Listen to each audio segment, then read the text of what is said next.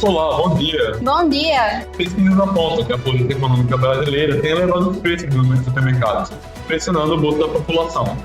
O abismo existente entre as experiências da geração X e a nativa digital geração Z. Paraíba cai no ranking de leitura do Brasil. Entre os motivos está a falta de tempo, o desinteresse e a dificuldade de acesso a livros. O acesso ao campus de UFPB Santa Rita ainda é uma dificuldade persistente para os alunos e servidores. Expectativas para o São João na Paraíba crescem e reforçam o valor cultural da tradição nordestina. A recente vitória do PSG sobre o Inter de Milão na Champions League marca um momento histórico para o clube. O Jornal Regional da Paraíba está começando.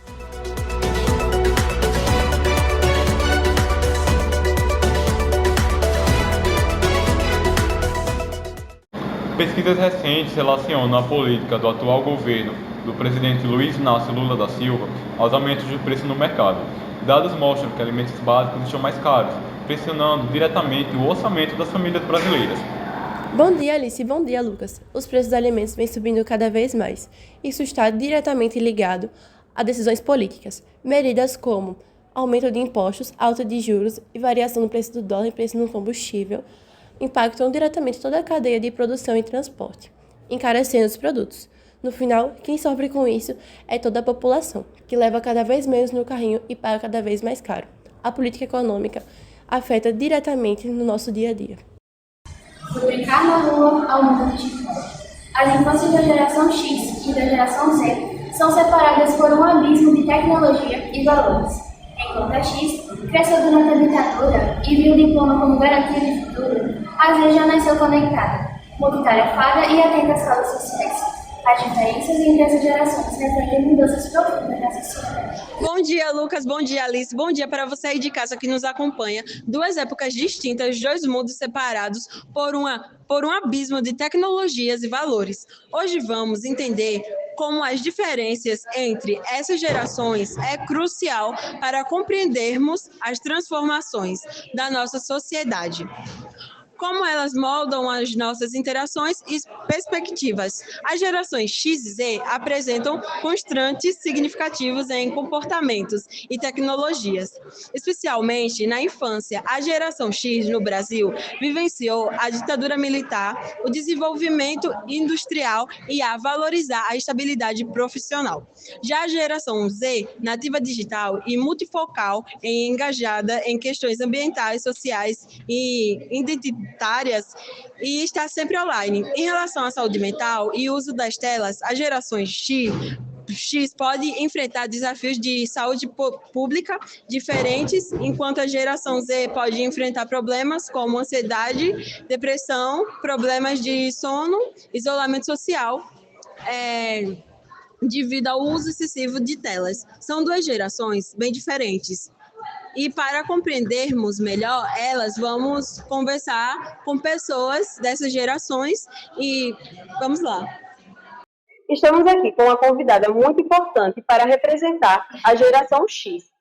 Raquel, muito obrigada por aceitar o nosso convite. Bom, eu gostaria de fazer algumas perguntas para você. Como era a sua infância? A minha infância era muito boa, né? Brincava muito, corria, tinha muitas brincadeiras, brincadeira de cuscuz, brincadeira de anel, era muito... Tem alguma tecnologia? Não, nada de tecnologia. Como a senhora vê a diferença da sua geração para essa atual?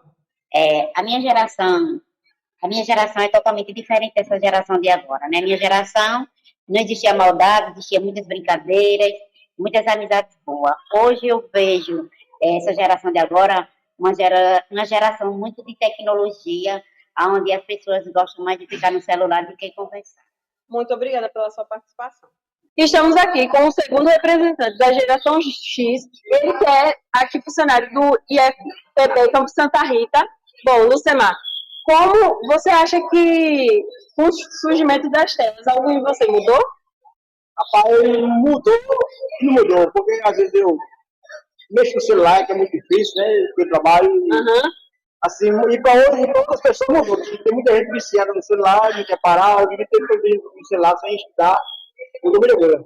É verdade. E quando você era criança, como você imaginava o futuro? O futuro eu imaginava com essa tecnologia toda, eu imaginava um negócio mais simples. Mas do jeito que tá a situação hoje, está bem bagunçado, por causa da internet. Muito obrigada pela sua participação. Para que podemos entender um pouco mais sobre a geração X, trouxemos o nosso convidado Mirim Edgar. Bom, obrigada pela sua participação. Eu queria saber como está sendo a sua infância. Muito bom, me diverto muito, brincando e aprendendo mais. E se você brincar mais na rua ou utiliza mais o celular? Eu utilizo mais o celular para jogar. Você gosta de ir para a escola? Sim, gosto muito de ir para a escola, aprender novas coisas. E como você imagina o futuro? Eu imagino que o futuro terá coisas novas, será mais moderno e terá mais avançamento. Também eu queria saber um pouco sobre a sua vida social. Você tem amigos? Sim, tenho muitos amigos. A taxa de leitura entre os jovens na Paraíba tem gerado preocupação. Segundo dados da mais recente edição da pesquisa Retratos da Leitura no Brasil, apenas 37% da população se declara leitora, número que representa uma queda em relação a 2019 e coloca o estado abaixo da média nacional e regional, acendendo um alerta sobre os hábitos de leitura na região. Como destacado, a Paraíba vive um cenário preocupante quando o assunto é leitura. Os dados são alarmantes. Houve uma queda contínua nesse indicador. Em 2019, 42% da população paraibana se declarava leitora. Na última pesquisa, realizada em 2024, houve uma queda de 5 pontos percentuais. Atualmente, apenas 37% da população se considera leitora. Essa realidade evidencia uma desvalorização do hábito da leitura, que pode estar sendo causada por obstáculos estruturais, pela falta de interesse diário e principalmente pelo desinteresse crescente pela leitura entre os mais jovens. Para essa conversa, vamos convidar a professora Maria do Socorro, que convive diariamente com crianças e adolescentes e vai poder nos explicar o que pode estar por trás desses números tão alarmantes. Bom dia, professora. É uma honra contar com a sua presença aqui hoje. Vamos começar com uma pergunta mais leve. Qual é a sua opinião sobre esse índice atual? Bom dia. Esse índice me deixa muito triste. Por quê? Porque o que nós, professores, gostaria muito de receber a notícia de que estava indo tudo bem, mas infelizmente estamos caindo em declínio. Por quê? Porque assim, acabou aquela falta de interesse. Os pais, quando criança, tem um prazer, incentiva seus filhos. Por quê? Porque ele quer ter o prazer de ver seu filho lendo. Então, para ele, isso aí, ele vai se dedicar cada vez mais pelo prazer. Já quando chega na adolescência, o que é que acontece? O filho já sabe ler, o pai começa a não ter mais tempo, igual tinha quando criança, e aí deixa o filho de lado. Não dá aquele incentivo, não compra livros, não procura pedir para o filho ler, para ele ver, aí ele não acompanha mais. Então, daí, sugere isso aí. Também tem a questão da política públicas, que não faz nada por isso. Sabe da realidade, mas nada faz para poder inverter esse jogo. Isso aí vem de casa, vem as políticas públicas e os jovens começam a se sentir livres à vontade e daí vem essa triste realidade, esse declínio que nós estamos deparando com isso aí agora. Ótimo, realmente é algo a se refletir. As estatísticas mostram que a Paraíba é um dos estados mais mal posicionados no ranking nacional de leitura. O que pode estar provocando essa falta de interesse pela leitura em nosso estado? Eu acredito que o primeiro ponto seja o poder público. Hoje nós não temos mais bibliotecas, certo? Como tínhamos antigamente. No meu tempo, o professor passava trabalhos para a gente pesquisar na biblioteca. Hoje, os jovens não têm mais acesso a nenhuma biblioteca. Raramente uma escola vão encontrar uma biblioteca em alguma escola. E no município também nós não temos mais nenhuma biblioteca, ao meu conhecimento. Então, eu acho que o poder público não tem uma política pública preparada para fazer com que essa realidade a gente consiga mudar. Em casa também a questão dos pais, a gente não tem mais aquele tempo. O pai hoje tem que trabalhar muito para poder dar uma vida melhor aos seus filhos. Aí, no que vai trabalhar, não tem tempo para poder estar com seu filho, acompanhar, incentivar, perguntar a ele, pedir para ele ler uma leitura. Meu filho, o que é que foi hoje na escola? Vem aqui, passar a atividade que ele teve na escola. Os pais hoje não têm mais tempo para fazer isso. E o poder público também, que está aí, pouco importa. Eles não querem saber. Essa história de que o aluno tem que passar, o aluno não pode mais ser retido. Então, por que o aluno não pode mais ser retido? Eu trabalhei num projeto muito bom, ótimo esse projeto, que é o projeto Instituto Ayrton Senna, certo? É onde ele fazia o quê? Ele pegava os alunos de cada turma que não conseguia ler e botava numa sala. Esse projeto é maravilhoso. Ele vem dar livros, ele dá todo o material, tanto para o professor como para o aluno.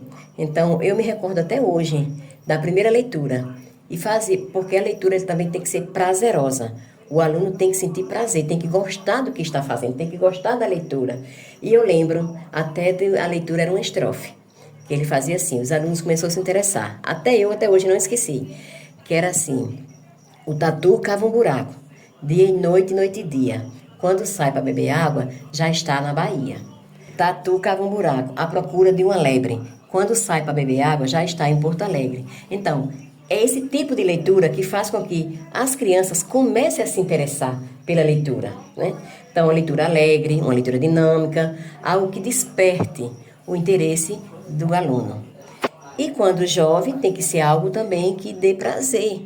Não é pegar aqueles livros antigos, com aquelas histórias antigas, que não vai dar nenhum incentivo para os alunos. Ele tem que sentir prazer, ele tem que querer, ele tem que gostar. Nem temos apoio do poder público, não temos o acompanhamento da família e muito menos dos livros que a gente tem disponível hoje. Como professora, a senhora convive diretamente com os jovens. O que pode ser dito sobre o comportamento dos alunos em sala de aula e como isso pode estar relacionado à falta de interesse deles pela leitura? Bem, o comportamento é o seguinte: que ele chega na sala de aula tudo agitado. Eles não vão para a escola apenas para brincar, não para aprender mais nada. Então, o que atinge na leitura é porque muitos têm vergonha por não saber ler. Alguns sabem ler com fluência, outros nem sabem. Então, aquilo ali, ele fica com vergonha do coleguinha ficar mangando deles. Aí ele diz: não, professora, eu não sei ler. E fica por ali embromando e realmente eles não leem nada. Com vergonha e porque também só vão para a escola brincar. Vivemos em uma época marcada pelo uso excessivo da tecnologia, especialmente entre os mais jovens. Como essa fascinação pela internet, pelas mídias eletrônicas, pode estar atrapalhando os adolescentes e as crianças nesse interesse pela leitura e pela busca por informação nos livros? Porque a internet ela oferece muitas coisas atrativas. Entre eles os jogos, que é o que mais vicia os jovens, né? E entre as crianças são os desenhos, as brincadeiras, aquelas coisinhas que postam que atrai muita atenção deles. Então, em sala de aula, atrapalha muito porque eles só querem ter tempo livre para estar acessando a internet, né? Então, quando a gente passa uma atividade, uma leitura, um exercício, algo assim, eles não querem perder tempo copiando. Eles querem tirar foto. Professora, tiro foto, em casa eu copio. Não, se ele não copia na escola, não vai copiar em casa. Por que eles querem fazer isso? Porque eles não querem mais ter atenção de estar preparando a sua leitura, o seu exercício, o que o professor passou. Porque eles querem pegar o celular e estar ali, jogando, mandando mensagem. O coleguinha está na outra sala. E aí, como é que tá? Então, eles querem ter o tempo todo livre só para a internet. Viciou. É um vício a internet hoje, tanto para os adolescentes como para as crianças. Porque é muita coisa, muita informação. É uma ferramenta ótima, Pena que eles não estão sabendo utilizar. Eles estão usando sempre para o lado errado.